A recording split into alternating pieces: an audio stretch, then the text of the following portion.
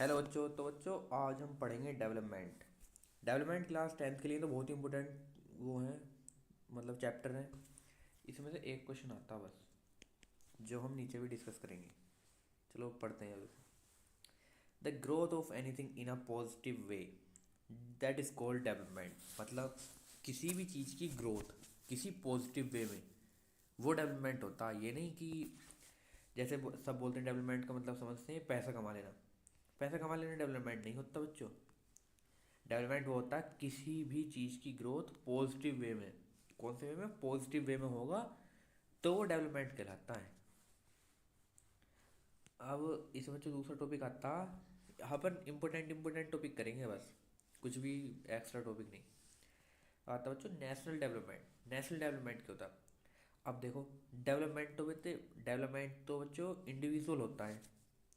अपने अपने अपना अपना डेवलपमेंट तो करते हैं सभी, कोई ऐसा थोड़ी है कि सब देश मतलब सब एक साथ मिलकर किसी एक ही टॉपिक के ऊपर वर्क करते हैं। नहीं ना, सब इंडिविजुअल करते हैं। इंडिविजुअली तो देश का डेवलपमेंट होगा नहीं। अगर सब अलग अलग करेंगे तो भाई इंडिविजुअली तो देश का डेवलपमेंट हो ही नहीं सकता। मेजोरिटी में आना होगा ना अपना को, जब अगर देश का डेवलपमेंट करना है तो।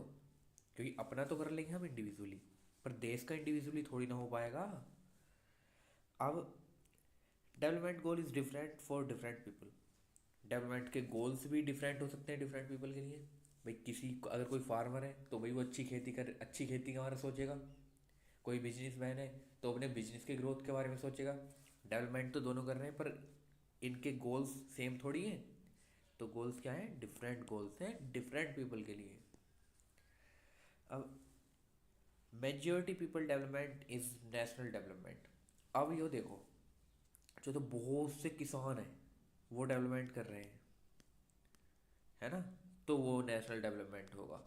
बहुत से बिजनेसमैन अपना ग्रोथ कर रहे हैं, वो नेशनल डेवलपमेंट होगा। और एथलीट्स हैं वो अपना डेवलपमेंट कर रहे हैं, वो नेशनल डेवलपमेंट होगा। समझे?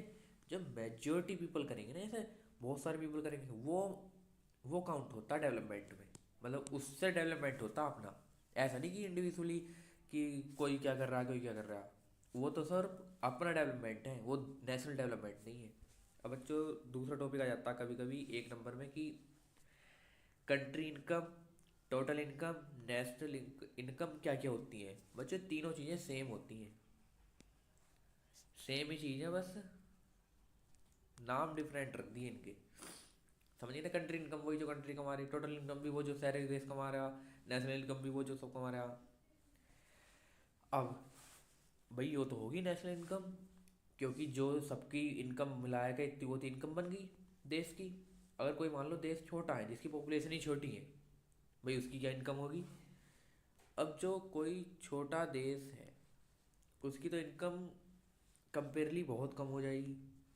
अगर हम कंपेयर करने लगे, किसी में 10 लाख पॉपुलेशन है, किसी में 1 करोड़ है, तो भाई 1 करोड़ वाले की ज़्यादा ही होगी ना वो इनकम तो।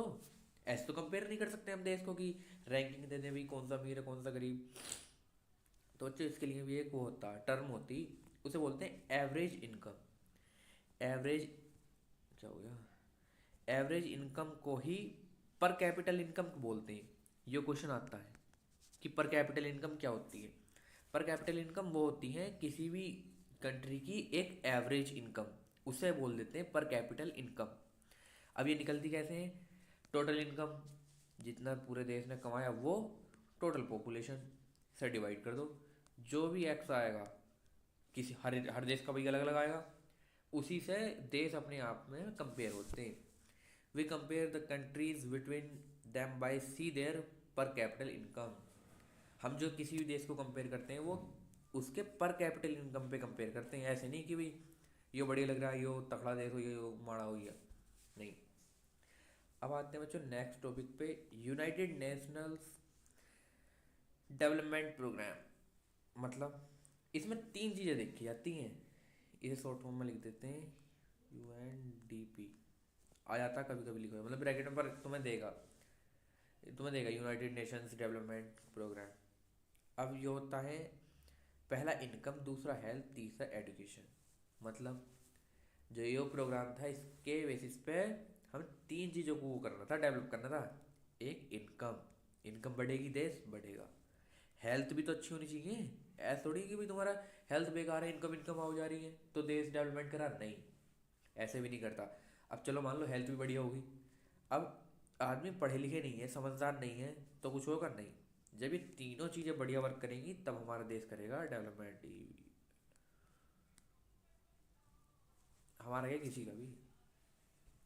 when these things are compared they give us human development index, समझे? जब ये तीनों चीज़ें हम किसी के डेवलपमेंट देश से कंपेयर करेंगे तो ये क्या देगी हमें, ह्यूमन डेवलपमेंट इंडेक्स, कि कितना किसने डेवलपमेंट करा। ओके,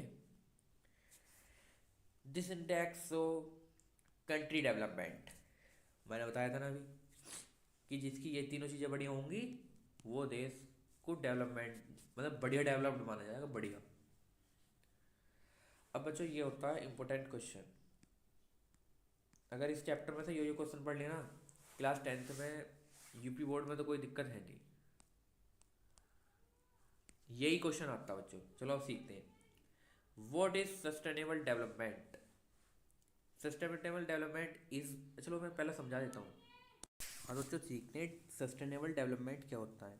सस्टेनेबल डेवलपमेंट बेसिकली वो होता है कि कोई भी कंट्री ग्रोथ करे, है ना, कोई भी कंट्री ग्रोथ करे मतलब डेवलपमेंट करे, नेचुरल रिसोर्सेज को हार्म ना पहुँचाए, ताकि नेचुरल रिसोर्सेज आने वाला अपनी फ्यूचर जनरेशन भी यूज़ कर सके। भाई अगर जैसे मान लो पेड़ काट के कुछ डेवलपमेंट कर दिया तो वो तो सही नहीं है ना, क्योंकि आने वाले फ्यूचर में हमें दिक्कत होगी।